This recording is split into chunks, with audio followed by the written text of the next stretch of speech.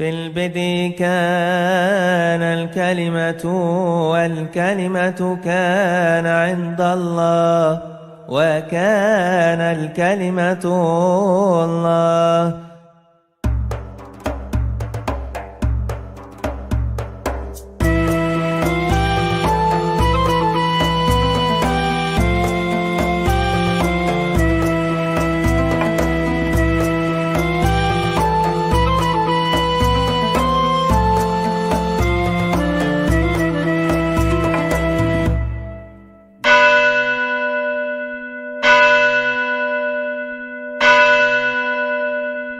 Untuk mendukung pelayanan Bambang Nursena Channel, jangan lupa subscribe dan nyalakan lonceng notifikasinya.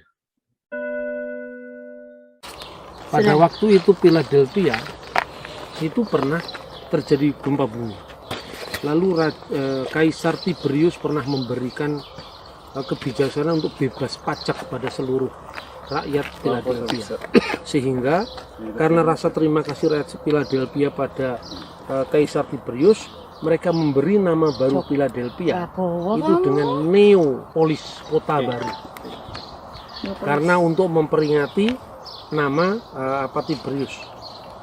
Jadi pemberian nama itu penting. Terus aku akan memberikan nama baru, itu ada kaitannya karena berubah nama itu, sering perubahan nama itu juga karena kenapa disebut Philadelphia? Karena nama itu untuk mengabadikan kasihnya raja kepada adiknya. Salam alaikum bismillahirrahmanirrahim. Kemarin kita mengunjungi kota Philadelphia. Ada dua kota yang namanya Philadelphia yang berada di wilayah Yordania yang sekarang dikenal dengan kota aman, termasuk salah satu di antara 10 kota yang dinamakan Decapolis. Dan yang kemarin kita kunjungi adalah Philadelphia yang berada di wilayah Asia Kecil yang sekarang di Turki ini. Dan kitab Wahyu mencatat tentang 7 jemaat mula-mula, salah satu adalah Philadelphia, Smyrna, dan termasuk Efesus yang sekarang mau kita renungkan dalam renungan ini.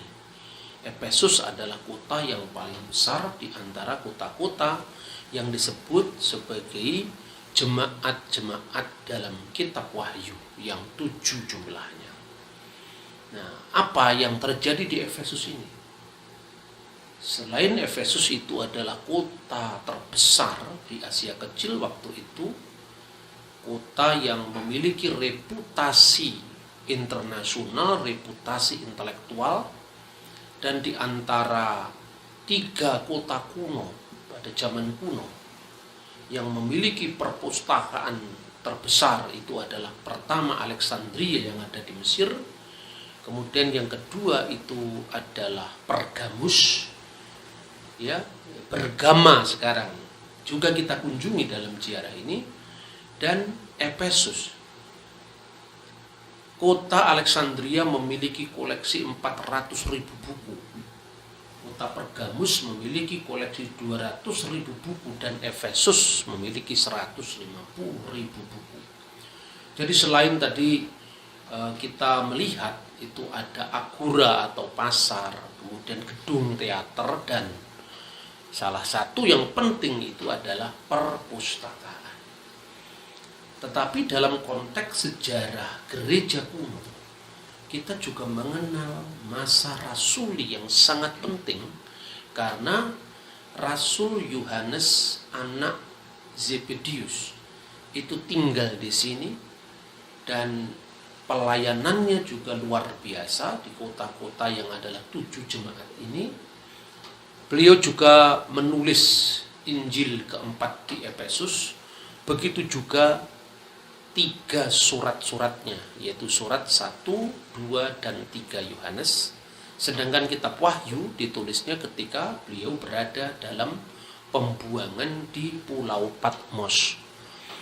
Nah, karena eksistensi Rasul Yohanes inilah satu dari 12 Rasul Yesus yang tidak mati syahid, tetapi mati dalam usia tua. Dan yang menandai pelayanan Rasul Yohanes adalah perlawanannya terhadap ajaran-ajaran sesat, khususnya kaum Gnostik, yang waktu pada zamannya itu dipimpin oleh seorang ahlul bid'ah, ahli bidat, yang namanya adalah Korintus. Itulah salah satu penyebab kenapa surat-surat Yohanes ditulis dengan tekanan melawan ajaran Korintus yang menjadi mbahnya atau cikal bakal dari seluruh aliran Gnostik. Nah, saudara-saudara, ini berkaitan dengan kontroversi soal Natal. Banyak orang yang sering saya sebut sebagai kaum fundamentalisme biblikal. Jadi kalau tidak ada ayatnya dalam Alkitab eksplisit sebatas apa yang mereka pikirkan, itu dianggap tidak ada. Padahal tentu pikiran itu adalah pikiran yang sifatnya ahistori. Nah, saudara-saudara, perintah tentang Natal di mana dicatat dalam Alkitab?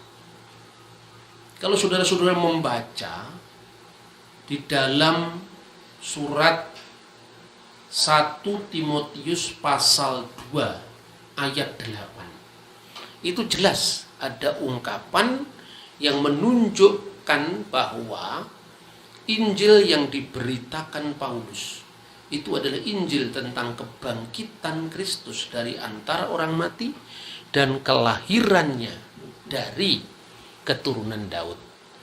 Ingatlah Yesus Kristus yang telah bangkit dari antara orang mati dan yang telah dilahirkan dari keturunan Daud.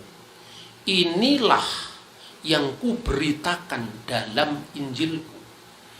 Dan kata ingatlah di dalam bahasa aslinya, yaitu bahasa Yunani, itu adalah bentuk perintah. Ingatlah, mnemoneu, Yesu Kristus, tentang Yesus Kristus.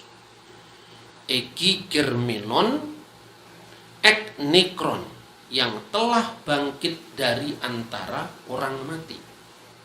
Ekspermatos David, yang telah dilahirkan dari benih Daud. Kata euangelion mo, itulah yang kuberitakan dalam Injilku. Makanya Injil yang diberitakan Paulus itu adalah Injil tentang kebangkitan Kristus. Dalam hal ini adalah Paskahnya. Sebab kalau Yesus tidak dibangkitkan, maka sia-sialah pemberitaan kami dan sia-sialah iman kamu. Dan yang kedua adalah Injil tentang kelahirannya. Dan yang menarik bahwa kata yang diterjemahkan dengan ingatlah, itu adalah kata yang sama yang juga dipakai di dalam Injil Lukas yang menceritakan mengenai perjamuan malam yang dilakukan oleh Yesus bersama murid-muridnya. Dan Yesus mengatakan, perbuatlah ini menjadi peringatan akan aku. Menjadi anamnisin, menjadi peringatan. Dan itu akar katanya sama dengan ingatlah di dalam 2 Timotius pasal 2 ayat 8. Tauto poi ite istin emin anamnisin, ya. Perbuatlah ini menjadi peringatan akan daku. Dan itu tidak hanya dicatat dalam Lukas pasal 22 ayat 19, tetapi juga dicatat di dalam 1 Korintus pasal 11 ayat 24. Lah mengapa kita perlu menekankan kata ingatlah ini? Saudara, kalau membaca Asyarat Hadivarim, 10 perintah Allah. Nah, jelas sekali perintah-perintahnya itu dimulai dari, kalau urutan Yahudi yang pertama itu adalah Anoki Adonai Eloheka asar usyetika mi'aret misrayim mipet avadim. Jadi itu perintah. Jadi perintah itu tidak hanya dalam bentuk kata perintah, tapi akulah Tuhan Allah yang kamu sembah yang membawa engkau keluar dari tanah Mesir, dari tempat perbudakan. Itu adalah perintah pertama. Kalau dalam sistematik Kristen itu adalah konsideran dari perintah. Tapi itu tidak penting. Yang penting pokoknya intinya tidak diubah sama sekali. Nah, kemudian perintah pertama kalau di dalam iman Kristen itu adalah jangan ada ilah-ilah lain di hadapan hadiratku. Kalau dalam Yudaisme ini perintah yang kedua. Lu yihye leha iluhim akhirim alfanai. Jangan ada ilah-ilah lain di hadapan hadiratku. Kemudian perintah yang juga sangat penting adalah digunakan kata ingatlah. Persis sama dengan apa yang Paulus gunakan di dalam 2 Timotius pasal 2 ayat 8. Ingatlah. Dalam bahasa Ibrani zakor et yom hasabat lihadeso. Ingatlah akan hari Sabat dan kuduskanlah. Maksudnya ingatlah dan kuduskanlah hari Sabat.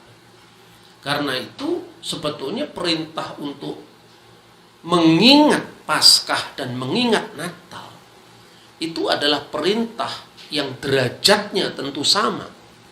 Dan bukti bukan hanya sekedar tercatat di mana, kemudian kita berdebat soal gramatika, tetapi perjalanan gereja dari abad ke abad membuktikan hal itu.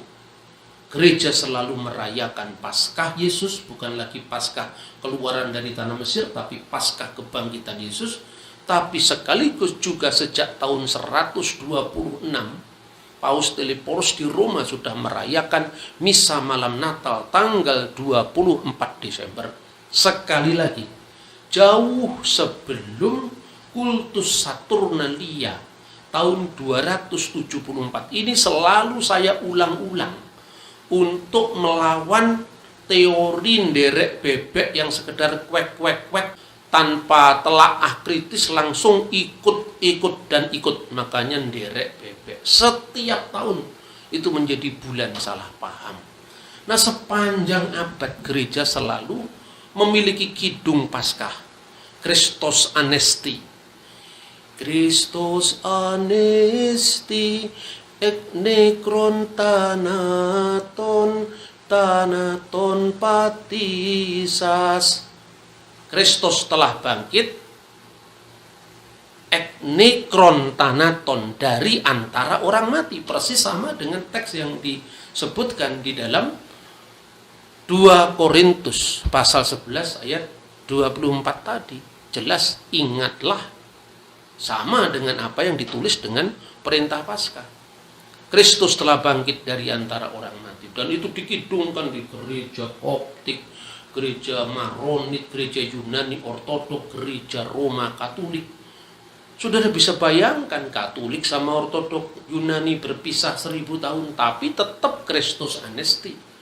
Antara gereja-gereja non-Kalsedonian Ortodok dengan gereja Ortodok Kalsedonian sudah berpisah sejak tahun 451 pasca konsili Kalsedon, tetap saja dinyanyikan. Al-Masihu qamin bainil amwat wa watiyal mauta bil maut wa wahabal hayata lilladina fil kubur.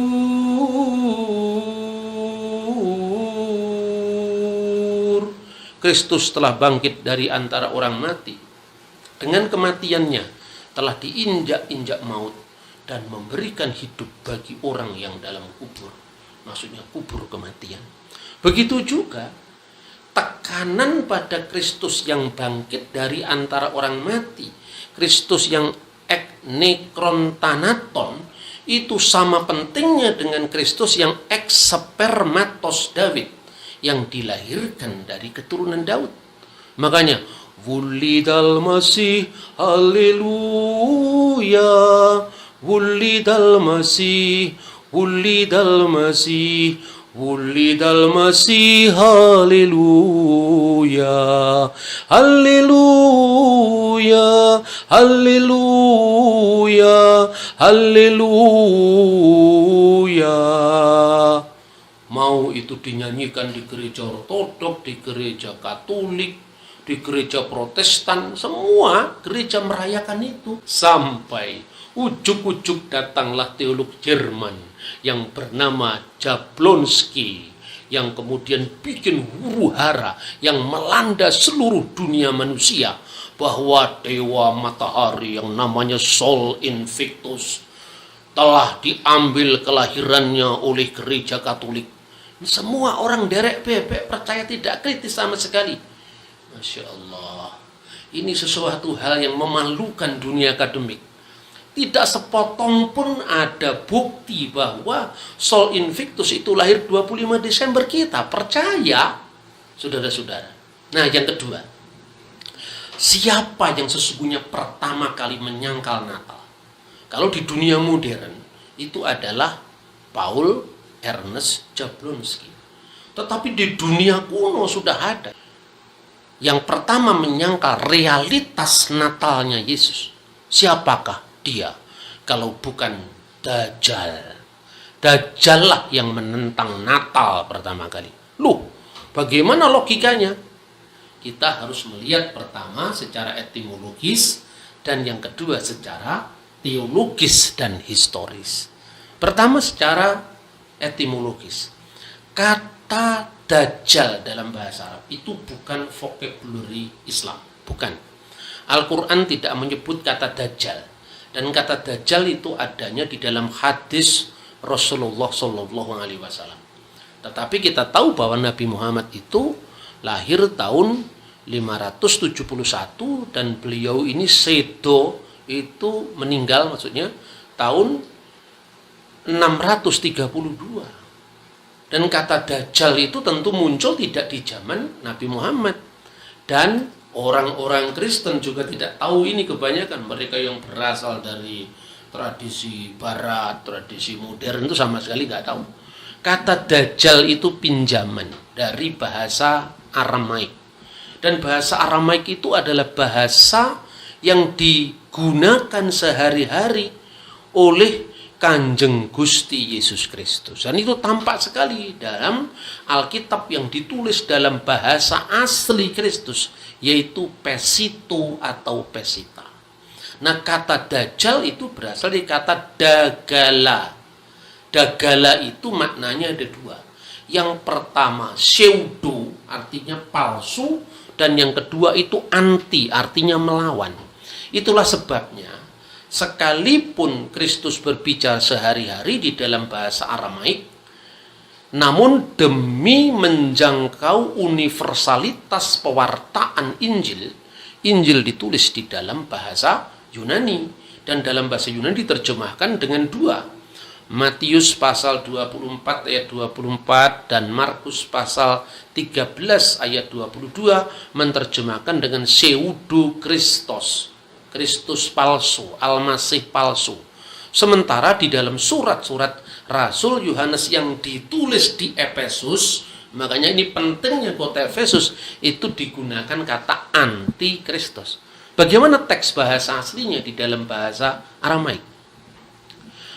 Nekumun ger mesihe dagale wa nabiye dekadabuta. Nah, akan bangkit Masih Dajjal. Jadi akan bangkit Kristus palsu. Di sini digunakan kata jamak mesihe dagale. Wa nabiye dekadabuta, dan nabi-nabi palsu. Itu disebutkan di dalam Matius pasal 24 ayat 24 dan paralelnya di dalam Markus pasal 13 ayat 22. Lalu di dalam surat Yohanan yang pertama pasal 2 ayat 18 itu juga disebutkan di dalam bahasa Aramaik. Dati Mesiha Dagala, akan datang Al-Masih Dajjal, digunakan bentuk tunggal. Akan datang Date Mesiha Dagala, akan datang Al-Masih Dajjal.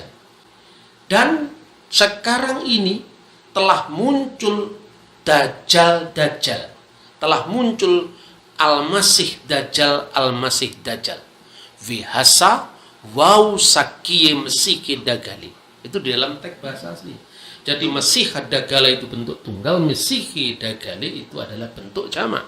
Karena itu sejak sebelum dan setelah zaman Islam, kata dagala ini dipakai di dalam Alkitab Kristen, khususnya di gereja-gereja yang berbahasa Aramaik.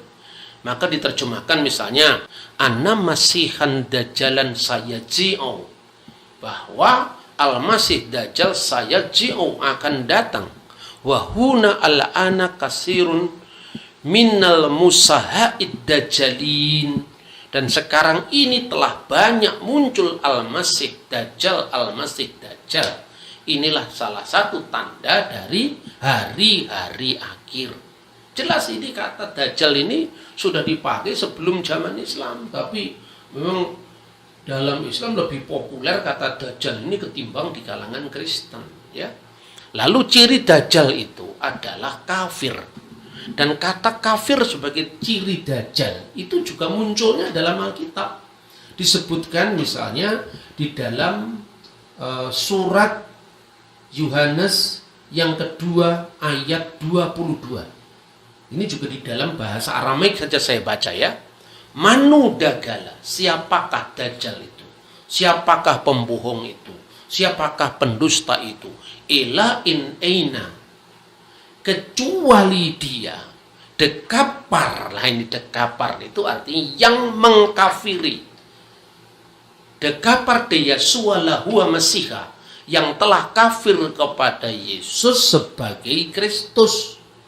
Hanahu Masiha dagala, dialah itu Al-Masih Dajjal.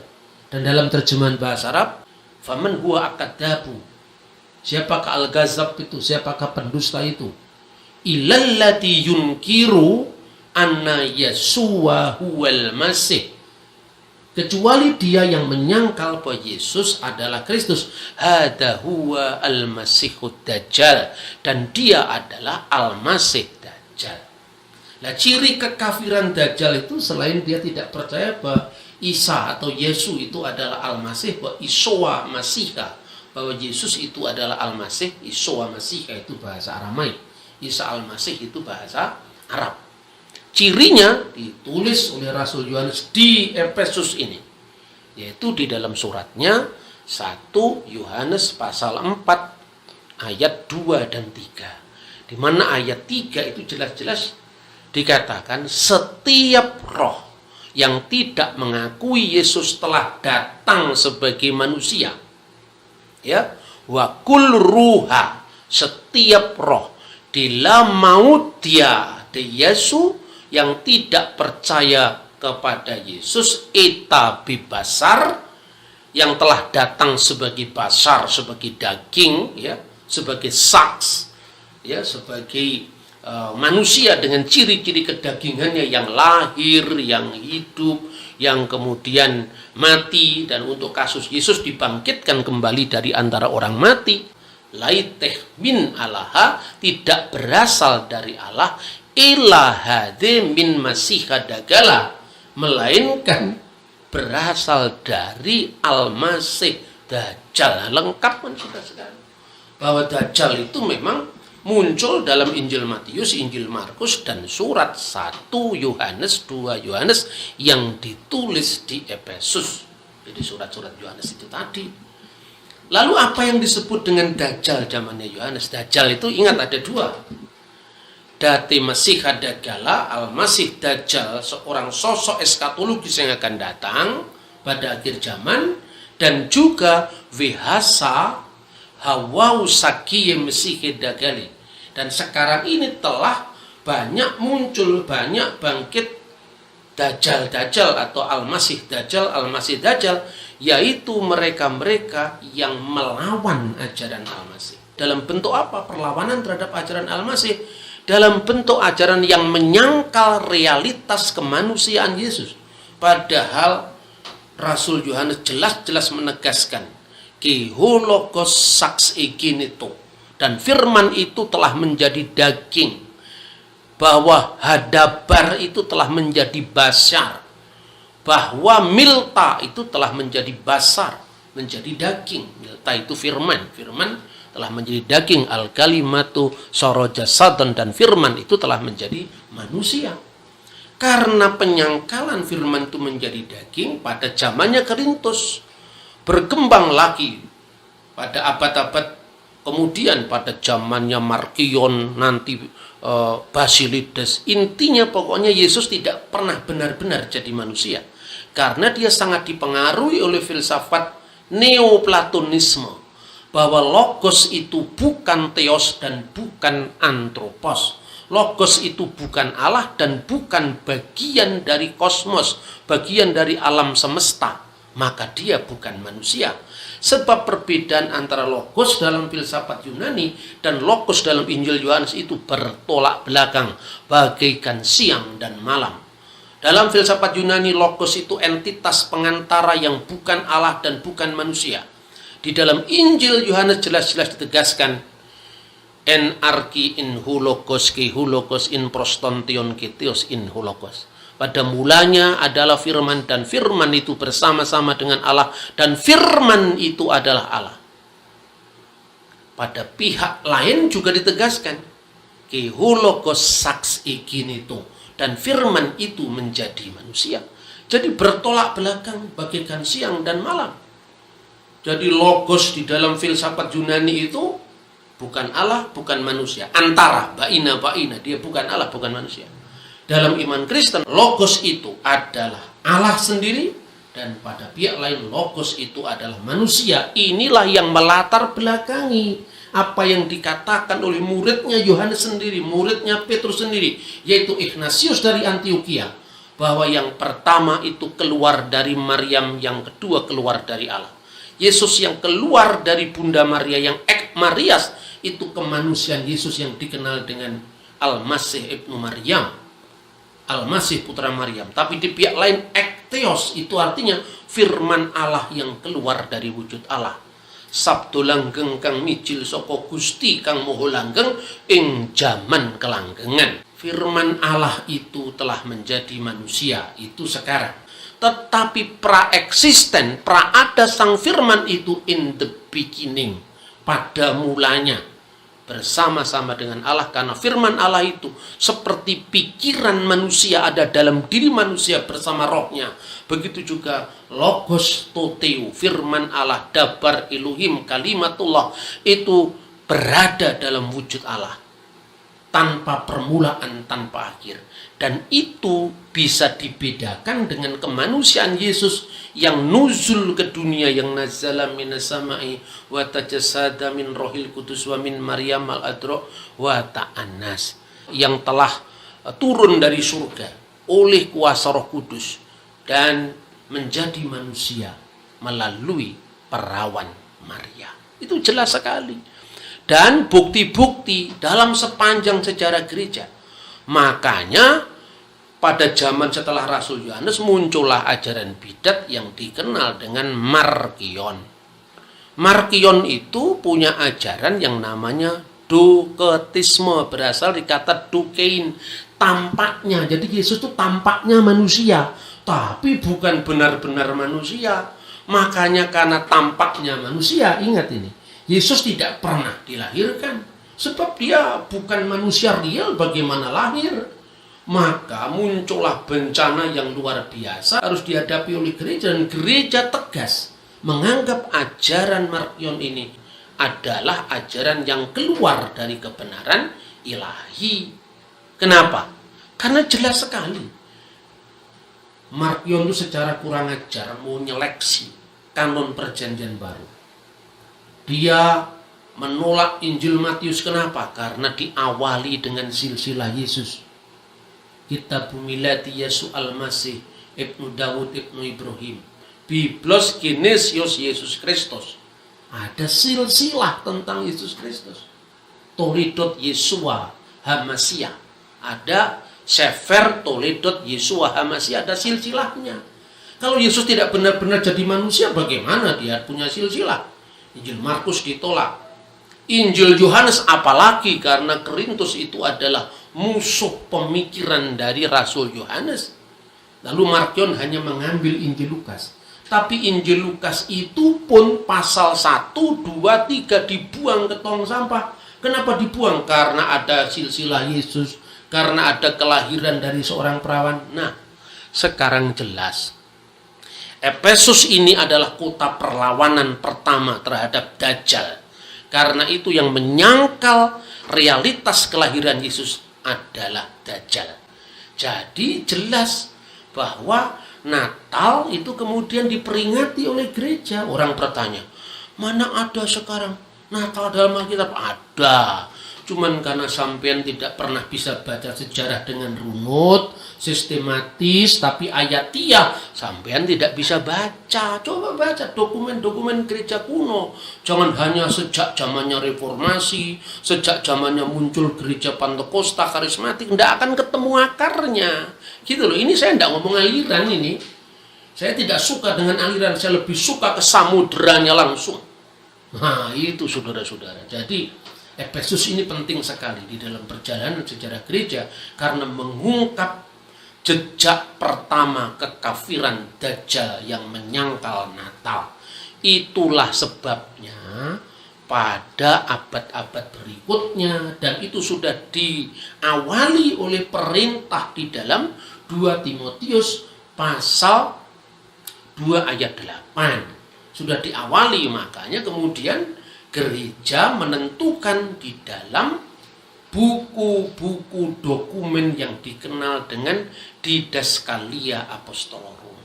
Nah, fundamentalisme lagi gugat. Di dalam Taurat yang ada cuman ada 7 perayaan, tidak ada itu perayaan yang lain.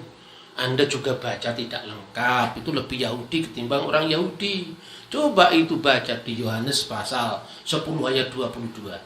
Yesus datang merayakan perayaan penahbisan bait suci. Sampai hari ini kita bisa melihat kaki Dian Hanukiah yang bercabang 9 itu.